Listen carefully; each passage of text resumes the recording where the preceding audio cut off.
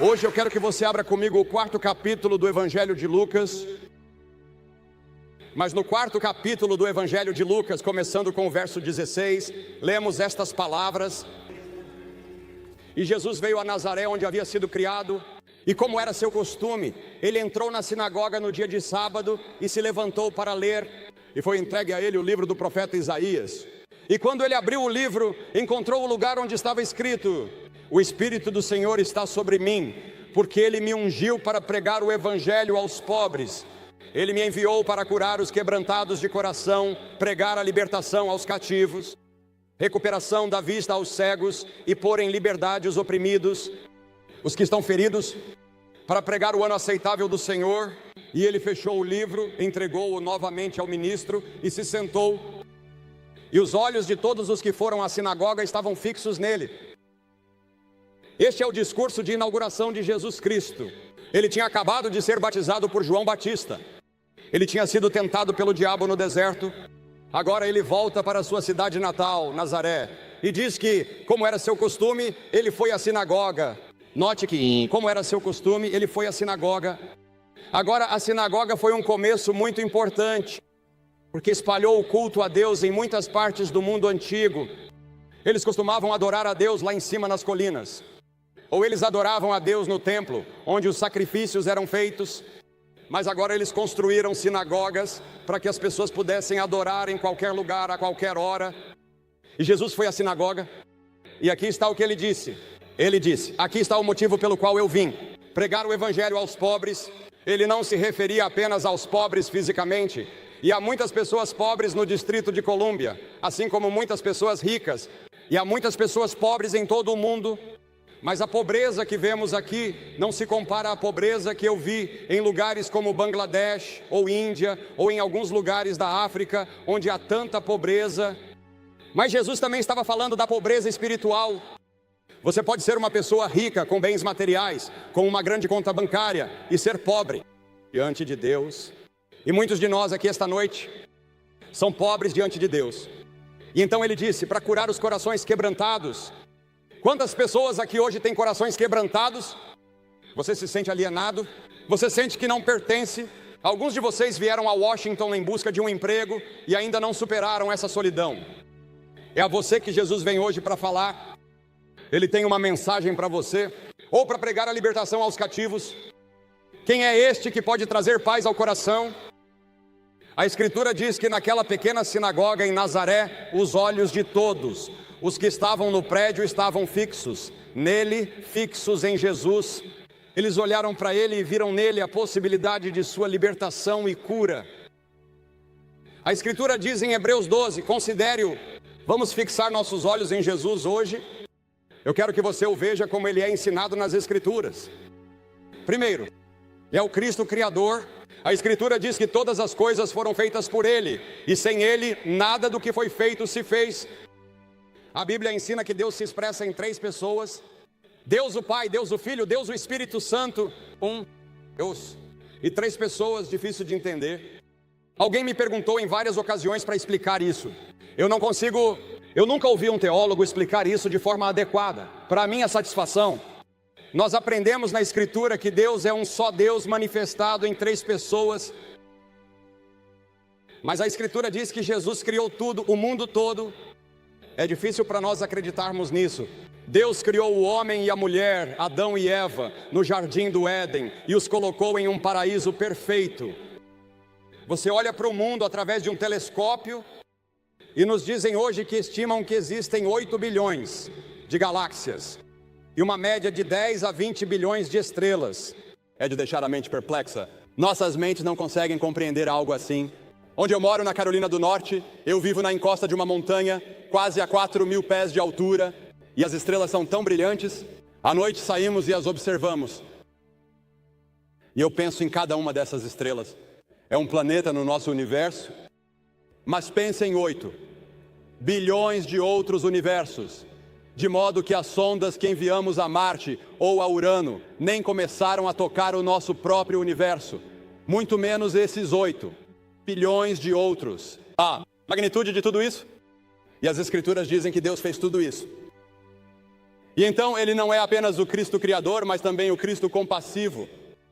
As Escrituras dizem que ele andou fazendo o bem. Ele fez os cegos verem, os aleijados andarem e os surdos ouvirem. Ele pegou os imorais e os purificou.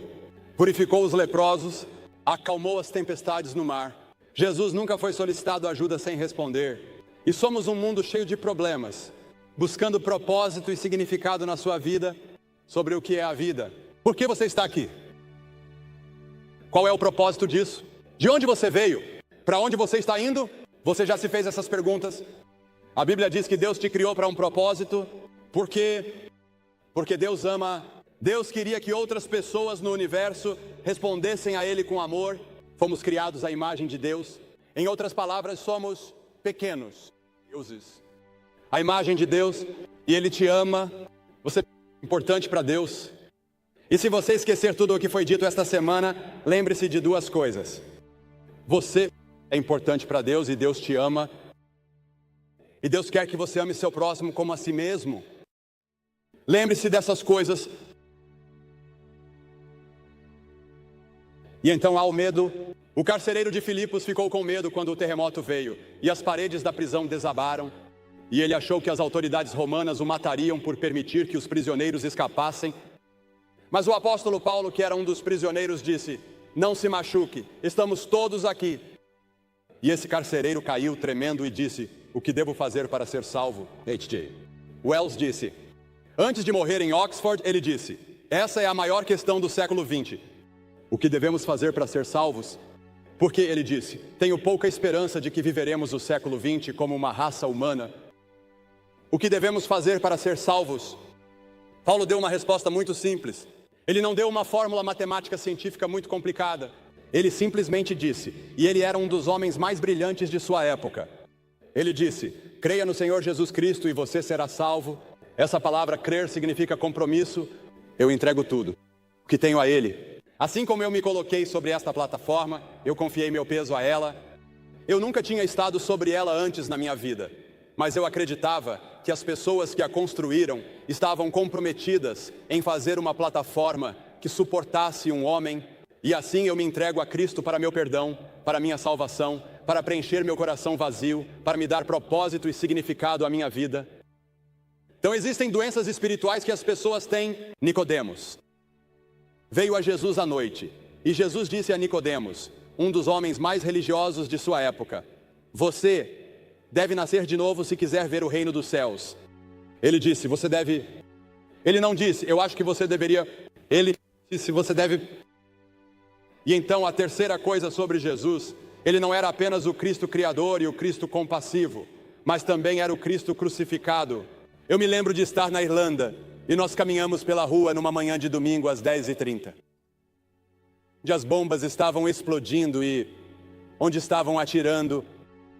E então vimos uma igreja protestante deste lado, e a uma quadra de distância, uma igreja católica. E nós nos ajoelhamos no meio da rua, entre os protestantes e os católicos, e dissemos, ó Deus, traga paz para a Irlanda. E essa ainda é a minha oração. Porque em cima da igreja protestante e em cima da igreja católica havia uma cruz. E essa é uma coisa que temos em comum. Acreditamos que a cruz é o fato central do cristianismo, que Jesus Cristo morreu pelos nossos pecados. Deixe-me te dizer, Jesus fez tudo na cruz, quando ele inclinou a cabeça e disse, está consumado, está consumado. E você não pode comprar seu caminho para o céu. Você poderia ter todo o dinheiro do mundo e mesmo assim não conseguiria nenhum vislumbre do céu. Você poderia fazer todas as boas obras, você poderia se pregar a 1000 cruzes. Isso não te levaria ao céu. A coisa que te leva ao céu é o que Jesus fez naquela cruz, derramando o seu sangue por nós, naquele dia em Calvário, porque ele morreu. Não porque ele havia pecado, ele morreu em nosso lugar. As Escrituras dizem, pois ele fez de si mesmo o pecado por nós, que não conheceu o pecado, para que fôssemos feitos a justiça de Deus nele. Pense nisso, ele se tornou pecado, ele se tornou culpado pelos seus pecados, ele se tornou culpado de adultério, de assassinato, de mentiras, de inveja, de ciúmes. Ele se tornou culpado, assumiu toda a culpa sobre si, e por causa disso Deus diz, eu posso te perdoar. Agora, por que Deus não poderia perdoar todo mundo de qualquer forma? Se Deus tivesse perdoado todo mundo, de qualquer forma ele não teria sido Deus, porque Deus disse a Adão e Eva: no dia em que vocês quebrarem minha lei, vocês vão sofrer e morrer. Eles quebraram a lei de Deus deliberadamente e passaram isso para Caim e Abel, e Caim se tornou um assassino.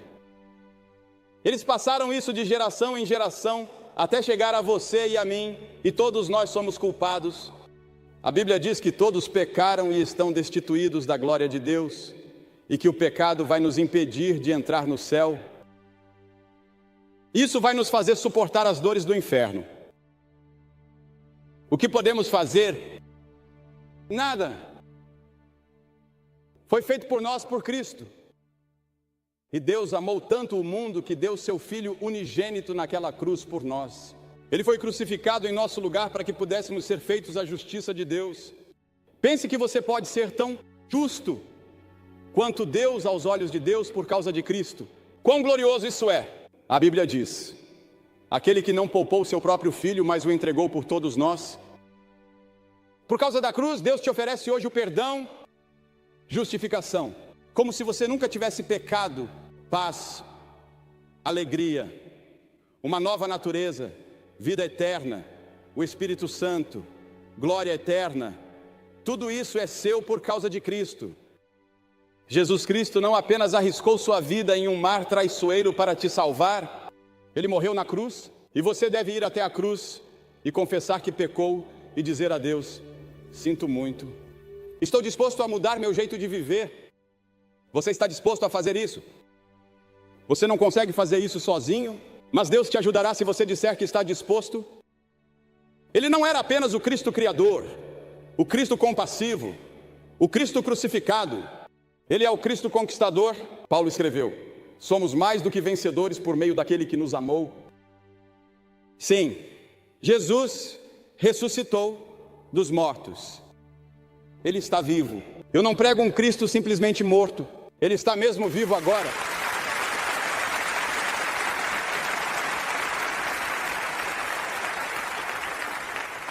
Na revista Time, em 14 de abril deste ano, eles citam o Papa João Paulo em seu novo pronunciamento intitulado Instrução sobre a liberdade e libertação cristã. Ele diz isso, que a base da libertação é a crucificação e ressurreição de Cristo, que nos libertou do mal mais radical, ou seja, do pecado e do poder da morte. Todo mundo em Jerusalém naquele dia disse: ele está morto.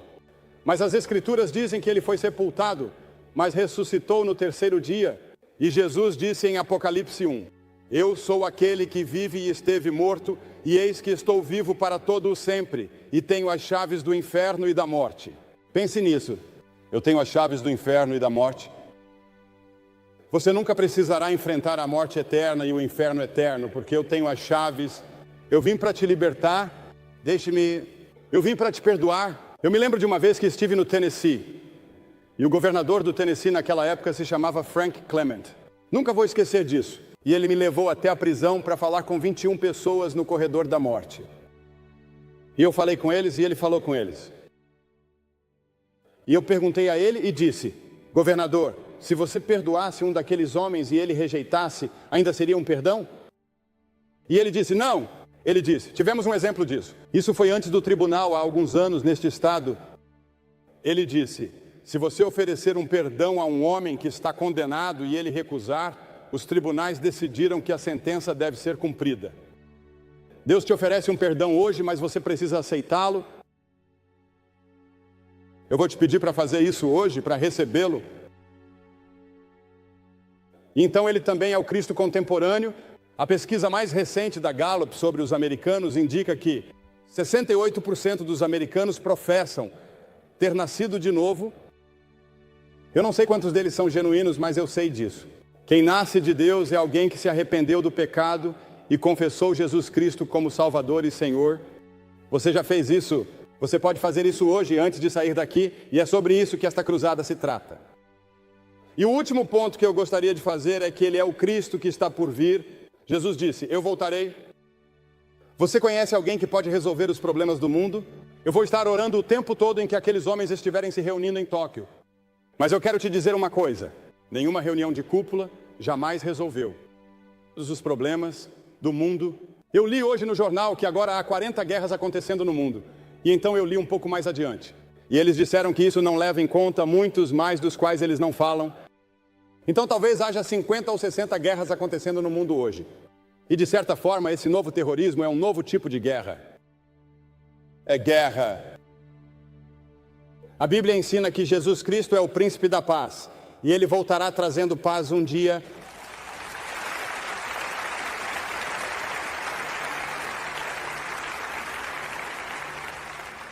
Ele está voltando para nos salvar de nos destruirmos neste planeta e estabelecer seu reino de paz e prosperidade.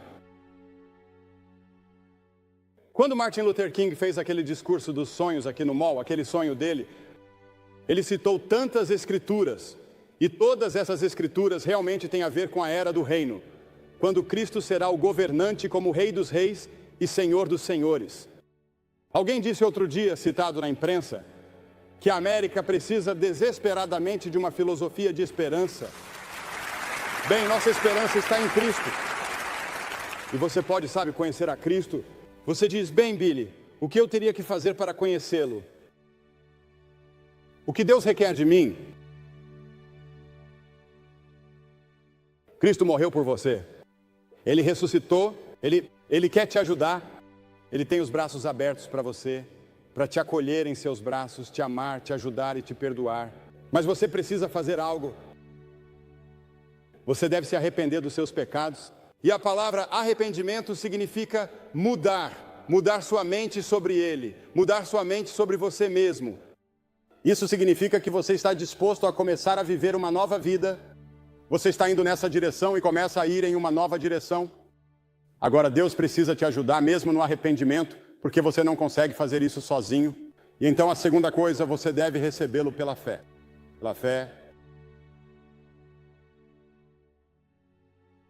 Você nunca vai entender tudo isso intelectualmente. Se você esperar até conseguir entender tudo isso intelectualmente, você nunca vai chegar lá. A Escritura diz que pela sabedoria, os homens não podem conhecer a Deus. Você vem com sua mente, mas também vem com seu coração. Mas principalmente é a sua vontade. Eu me lembro de quando me casei. Nós estávamos em frente ao clérigo na pequena igreja presbiteriana na Carolina do Norte e o ministro perguntou, você aceita esta mulher como sua legítima esposa? Eu não disse, eu espero que sim. Eu acho que sim, ela é uma garota adorável. Eu estou apaixonado por ela? Eu não disse nada disso. Isso já tinha sido resolvido e assumido pelo clérigo. Eu disse, eu aceito. Não tão alto, mas eu disse isso. E ela se tornou minha esposa. Da mesma forma que você diz a Cristo, eu olho para a cruz onde ele morreu por mim e eu poderia amá-lo. Essa é a sua emoção. E então você escuta um pouco mais e diz, bem, é lógico, eu não vejo nenhuma outra filosofia no mundo que seja comparável a isso. Eu não vejo nenhuma outra religião que possa fazer mais do que isso. Eu acredito que esse é o caminho certo. Mas você realmente não vem a Cristo. Até dizer, eu aceito, eu irei, eu servirei. Eu vou me entregar a Ele. Eu vou, com a ajuda dEle, me afastar dos meus pecados e recebê-lo em meu coração pela fé. Eu vou pedir que você faça o que vimos milhares fazerem. Eu vou pedir que você se levante do seu assento agora, centenas de vocês. Você pode ser um membro da igreja, você pode ser um professor de escola dominical, você pode ser uma boa pessoa, mas lá no fundo você não tem certeza. Na noite passada eu perguntei ao coro, e muitos no coro disseram que não tinham certeza de seu relacionamento com Cristo. Eu gostaria que essas pessoas viessem hoje, e eu quero que você venha e fique em frente a este palco, e enquanto você vem e fica em frente a este palco, de forma tranquila e reverente, você está dizendo, eu abro meu coração a Cristo, eu quero que Ele me dê paz, alegria e perdão, eu quero saber que vou para o céu, eu quero saber que meus pecados estão perdoados. Se você está com amigos ou parentes, eles vão esperar. Se você veio com um grupo, eles vão esperar por você. E depois que todos vocês vierem aqui, eu vou dizer uma palavra a vocês e fazer uma oração com vocês. E dar a cada um de vocês algumas literaturas que vocês podem levar para casa e estudar e ajudar você na sua vida cristã. Mas você se levanta e vem, centenas de vocês, homens, mulheres, jovens, quem quer que você seja, negro ou branco, judeu ou gentio, seja lá o que for. Você vem. Deus está falando com você hoje. Rapidamente, de todos os lugares. Nós vamos esperar. lá do fundo. Vai levar cerca de 1 minuto, talvez 1 minuto e meio para você chegar, mas não deixe a distância te impedir de vir. Você tem assistido nessas telas lá atrás? Você se levanta e vem. Nós vamos esperar. Você pode ver aqui que dezenas de pessoas, centenas de pessoas estão vindo para fazer seu compromisso com Jesus Cristo aqui em Washington, D.C. Você pode fazer esse compromisso onde você estiver, em um quarto de hotel, na sua sala de estar, no seu quarto, talvez em um bar. Você precisa de Cristo e precisa dele esta noite. Você se compromete com a vida dele? Pegue o telefone e ligue para o número que você vê na tela. E é minha oração que esta noite você faça esse compromisso, junto com essas muitas pessoas que ainda estão chegando aqui. Que Deus te abençoe e te ajude a fazer isso.